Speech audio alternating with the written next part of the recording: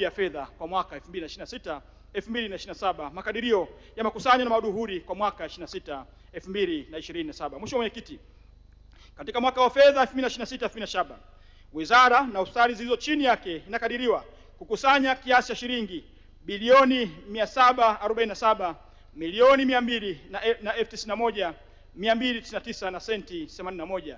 Kati ya fedha hizo shilingi bilioni 76 milioni 195,850,735 na senti 53 zinatarajiwa kukusanywa kutoka vyanzo vya ndani vya makao makuu ya wizara. Shilingi bilioni 165 milioni 804,149,264 na senti 47 kutoka hospitali za rufaa za mikoa na kiasi cha shilingi bilioni 505 milioni 291,299 na senti 81 kutoka taasisi hospitali ya taifa maalum na kanda. Matumizi ya kawaida. Mheshimiwa Mwenyekiti, katika mwaka wa fedha 2026 2027, wizara imepanga kutumia kiasi cha shilingi bilioni 652 milioni 236 laki 871,000 kwa ajili ya matumizi ya kawaida.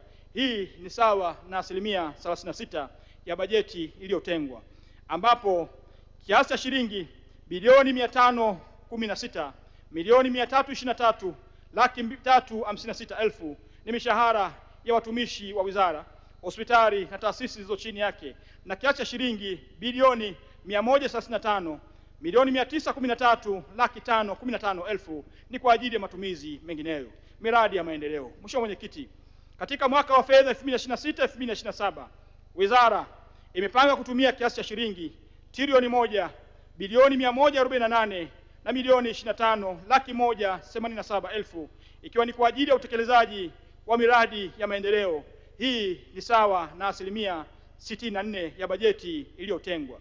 Kati ya fedha hizo, fedha za ndani ni kiasi cha shilingi bilioni 789 milioni 458 laki 6,900 na fedha za nje ni shilingi bilioni 358 laki 566,578,000.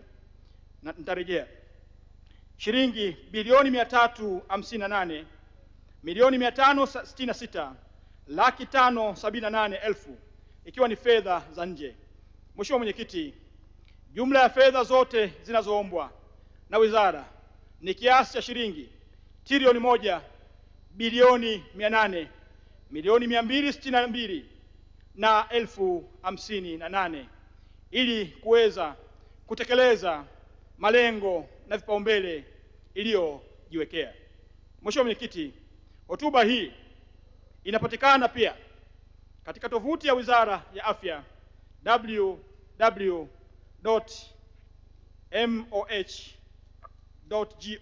www.moh.go.tz.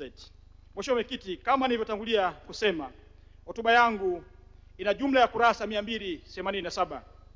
Ninakuomba uridhie bunge lako tukufu sehemu ya hotuba katika yale ambayo sijasema iwe ni sehemu ya kumbukumbu rasmi za bunge. Mheshimiwa Mwenyekiti, baada ya maelezo haya, kwa heshima kubwa na kwa maamuzi rasmi ya kwenda kuhakikisha tunalinda utu wa Mtanzania, ninaomba kutoa hoja. Asante sana kwa nafasi hii.